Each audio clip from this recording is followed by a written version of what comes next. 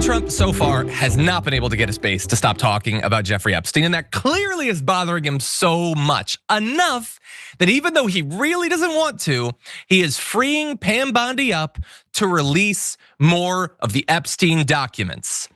A very, very, very small amount of the Epstein documents. And so we're gonna give you all the details you need so that you understand that this is a gesture, but it is almost definitionally the smallest possible gesture he could make on this. So he posted this based on the ridiculous amount of publicity given to Jeffrey Epstein. I've asked Attorney General Pam Bondi to produce any and all pertinent grand jury testimony subject to court approval. This scam perpetuated by the Democrats should end right now. And I love that. I love that. That's like your partner tells you over and over again, I want you to apologize to me. And you finally say, okay, since you're being such a baby about it, I apologize, thereby earning no credit. Could you just do it? Do you have to announce to all of the passionate fans of yours who also care about Epstein that it bothers you that you have to do this minimal thing?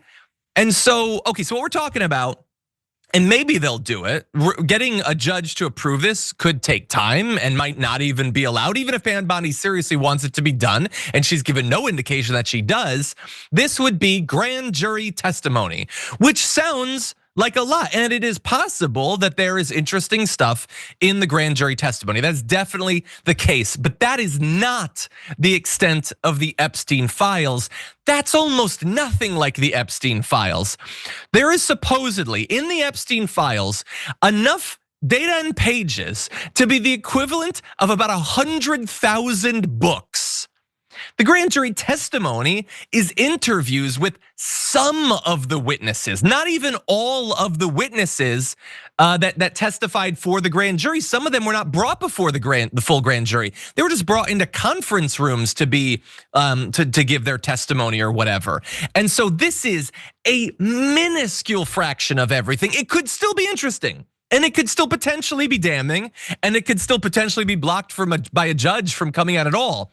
But this is nothing compared to the supposed 40 computers and electronic devices, 26 storage drives, 70 CDs, 6 recording devices, 300 gigabytes of data, as well as physical evidence like photographs, travel logs, employee lists, cash, I don't really know what that would prove, massage tables, which theoretically might have DNA evidence, blueprints of the island and his home, busts of female body parts.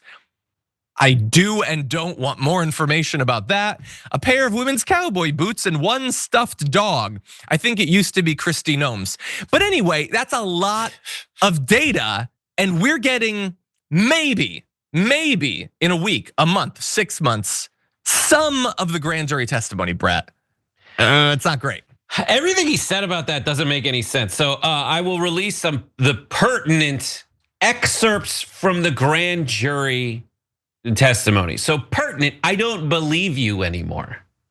Like, why should I believe you? If you're only releasing this because of pressure, and you're keeping the vast, like more than the rest of the iceberg under the surface secret, I can't trust you anymore. No one can trust him. He might release something that he's trying every way to get folks back on his side, and that is attacking the media for stories about it, attacking Democrats, and then just being like, I don't want to release it, but fine, I'll release a part, like what I would say is the most important thing. Obviously, you would say that's the most important section, because dude, you probably just picked the part that doesn't apply to you.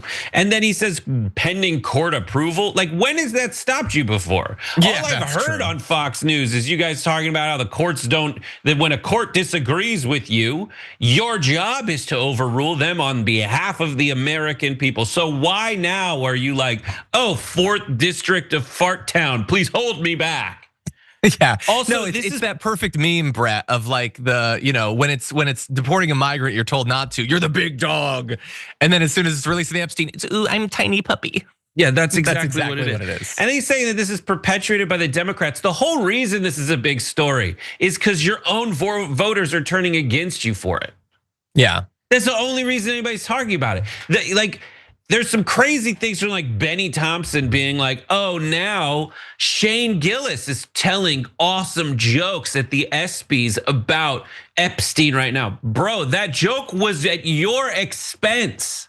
Yeah. They are turning on you. There's a whole Andrew Schultz podcast where they're wearing tinfoil hats to make fun of you for calling them conspiracy theorists all of a sudden because you, Donald Trump, and everybody on your side, when it was convenient for you, ran on the promise of the Epstein list. And I have been on the side against Donald Trump because he doesn't fulfill many of his promises, and the only ones he fulfills are ones that benefit rich J-holes. And I don't even know what the J stands for in that scenario. I'm not sure, but no, I'm sure. But yeah, no, I do agree. The idea that the base is they're only paying attention to it because they were told to by the damage report. Okay, I didn't think I had so much influence over MAGA. I take this responsibility seriously. I will join the chorus and try to harmonize, but like I am not singing the solos. It's all your own voters who are like the dominant voices in the mob calling for the thing you said you'd give them. Exactly.